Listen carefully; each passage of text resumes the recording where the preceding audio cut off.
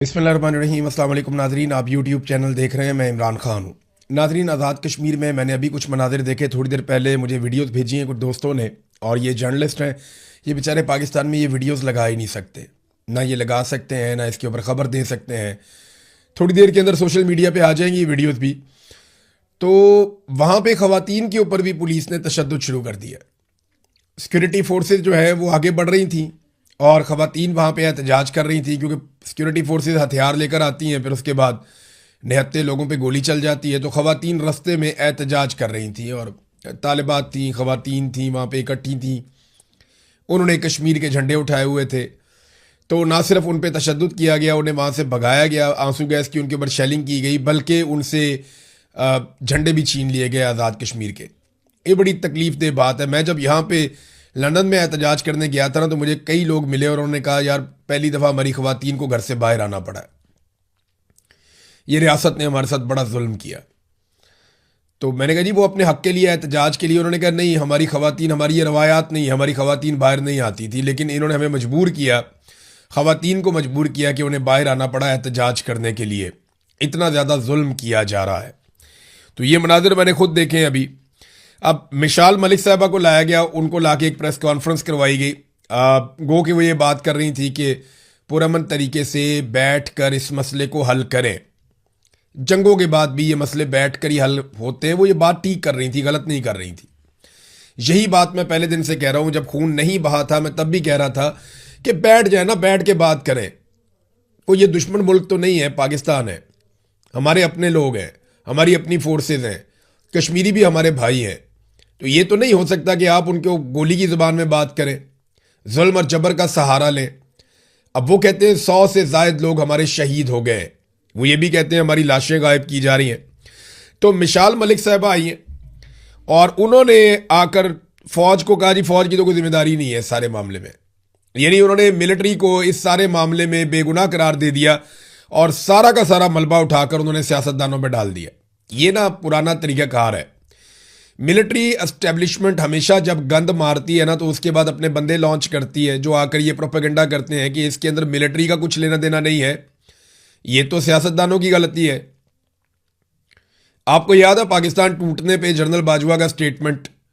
General Bajwa ये कहता था कि वो एक सियासी गलती थी और वो एक सियासी नाकामी थी, फौज का उसमें कोई कसूर नहीं था। हालांकि 90,000 फौजी हमारे हथियार फेंक के वहां पे कैदी बन गए थे। दुनिया की तारीख का सबसे बड़े सरेंडर्स में से वो सरेंडर था जो पाकिस्तानी फ़ौज ने भारतीय फ़ौज के सामने हथियार फेंके और 90,000 कैदी बन गए। और फिर एक जुल्म सितम की एक दास्तान है जो वहाँ पे रकम होती है। थोड़ी देर पहले खबरें आ रही थी कि हम फतह कर रहे हैं, बेहतरीन है, ज़बरदस्त है, शानदार है, सब इकट्ठे खड़े हैं, थोड़ी देर के बाद सरेंडर हो गया। तो एक बहुत बड़ी शर्मिंदगी पाकिस्तान के साथ चलती है। भारत के तमाम जो बड़े बड़े दफातर हैं मिलिट्री के, वहाँ पर उन्होंने वो तस्वीर लगाई हुई है पाकिस्तान की जानिब से सरेंडर की, और उसको वो एक बहुत बड़ी वॉर ट्रॉफी के तौर पे देखते हैं। अनफॉर्चुनेट है, लेकिन है। तो बातचीत तो आपको करनी पड़ती है, बैठना पड़ेगा, बातचीत करनी पड़ेगी। उस वक्त भी जो है ना, वो फौज ये कहती थी हमारा तो कसूर नहीं था, पॉलिटिकल लोगों का कसूर है। आज भी वो यही कह रहे हैं। देखिए इनकी पॉलिसी गलत है। ये डंडे के जोर से इक्तदार पे कंट्रोल रखना चाहते हैं। देखिए एक पॉलिसी एक दफा काम करे ना तो आप कहते हैं ठीक है, हम दूसरी दफा भी उसको अप्लाई करते हैं। दूसरी दफ़ा काम करे तो आप कहते हैं जी हम एक दफ़ा और अप्लाई करते हैं। लेकिन एक पॉलिसी आपकी रोज़ाना नाकाम हो जाए तो फिर आप दूसरी दफ़ा उसे कैसे इस्तेमाल कर सकते हैं? यही पॉलिसी आपकी बांग्लादेश में नाकाम हुई। क्या वहाँ पे अमन आ गया? आपने डंडा और गोली चलाई, नहीं आया। आपने बलूचिस्तान में डंडा और गोली चलाई, अमन आ गया, नहीं आया। कराची में आज भी कत्लो गारतगिरी होती है, आपने डंडा और गोली चलाई, अमन नहीं आया।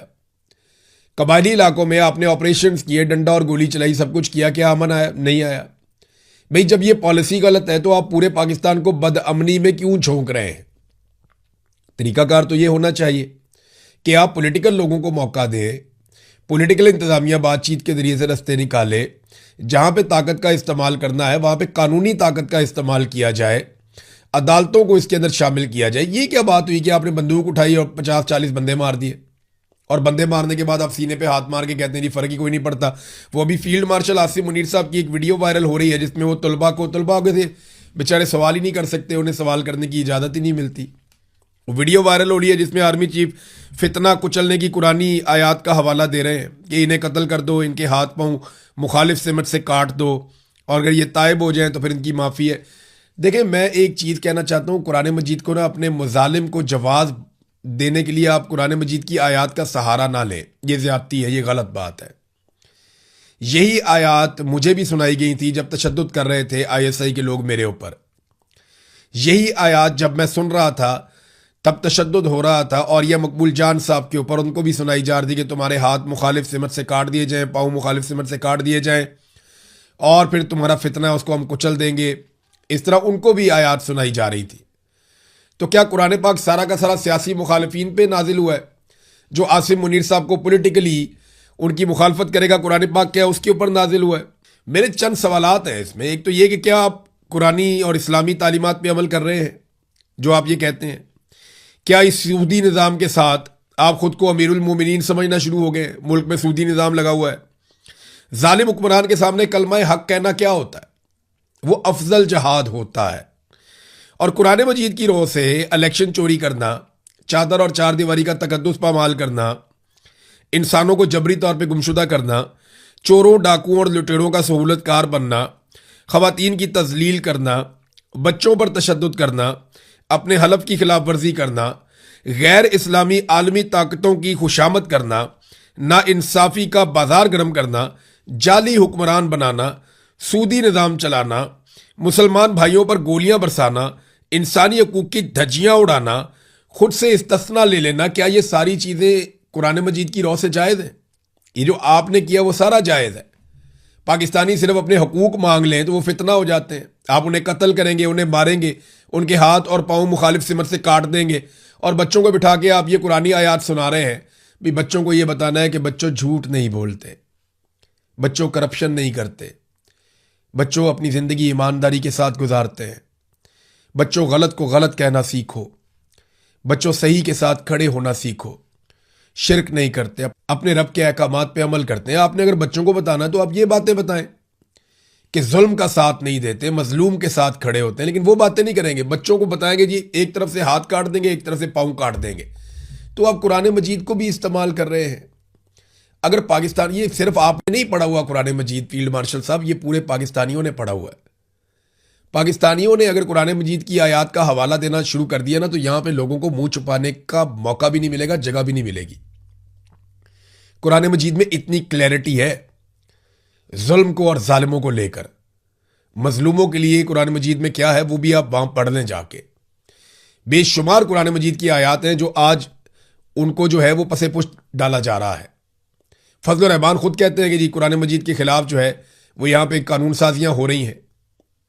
आपका अपना करीबी मौलवी है ना, बहुत ताल्लुक वाला है आपका, इसीलिए उसके ऊपर अभी तक आपने मुकदमा भी दर्ज नहीं किया, और फजल रहमान को आपने मौका भी दिया हुआ है कि चढ़ के रहो, हीरो बन जाओ, हमें गालियां दो, पाकिस्तान तहरीक इंसाफ से उसकी मकबूलियत छीन लो। इसीलिए फजल रहमान को फ्री हैंड दिया हुआ है ना। उसके ऊपर तो तमाम तर बयानात देने के बावजूद एक मुकदमा आपने दर्ज नहीं किया, जबकि इमरान खान की बहनों पे मुकदमा दर्ज कर रहे हैं। जरा आगे वापस वो पहले वाली बात के ऊपर भी वापस मैं इमरान खान साहब की बहनों वाले मामले पे आऊँगा। अब ये नाजरीन मिशाल मलिक आई हैं, वो ये कहती हैं कि जनाब ये फ़ौज का कसूर नहीं है, ये कसूर जो है वो सियासतदानों का है, सियासतदान जिम्मेदार हैं जो कुछ भी हुआ है, ये मिशाल मलिक साहबा कह रही हैं। लेकिन सियासतदान तो बेचारे ना 3 में ना 13 में, वो बेचारे रोते पिटते रहते हैं कि ना हमें इक़्तिदार हमारी मर्जी से मिलता है, ना हम फैसले अपनी मर्जी से कर सकते हैं। आज पीपल्स पार्टी की वहां पे हुकूमत ज़रूर है, वो हर गंद की सहूलतकार ज़रूर है, लेकिन असल कार्रवाई तो वहां पे एजेंसियां डाल रही हैं। असल कार्रवाई जो है वो तो मिलिट्री एस्टेब्लिशमेंट डाल रही है।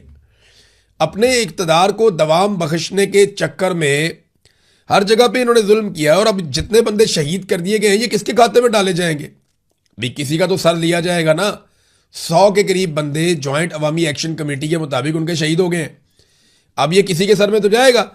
और देखें मजाक कैसे उड़ाते हैं। अबसार आलम को देखें, अच्छा खासा सीनियर जर्नलिस्ट था, बाद में सरकारी मुलाजिम बन गया, फिर ऐलान किया कि मैं कभी भी दोबारा सहाफ़ी नहीं बनूंगा। अब वो ये कह रहा है कि खवातीन को और बच्चों को जॉइंट अवामी एक्शन कमेटी वाले ढाल बनाकर इस्तेमाल कर रहे हैं ताकि वो मर जाए। कैसी बेशर्मी और डिठाई है। भाई कौन सा बच्चा या खातून उन्होंने आगे की जिसको गोली लग गई? जितनी गोलियां लगी वो कश्मीरी नौजवानों को और बुजुर्गों को लगी हैं। वो तो जैसे ही उनको पता चलता है कि क्रैकडाउन हो रहा है या होने वाला है, वो सबसे पहले अपनी खवातीन को और बच्चों को महफूज बनाते हैं। ये कैसी बेशर्मी है और बेगैरती वाला स्टेटमेंट है। यानी मुझे समझ नहीं आती कि ये कैसे लोग हैं, इनके सीने में दिल ही नहीं है। वहां डी चौक में लाशें गिर रही थी, लोग मर रहे थे और ये ठट्ठे उड़ा रहे थे, मजाक उड़ा रहे थे और ये साबित करने पर तुले थे नहीं जी नहीं कुछ नहीं होया। इनके सीने में दिल ही नहीं है, इनको लगता ही नहीं।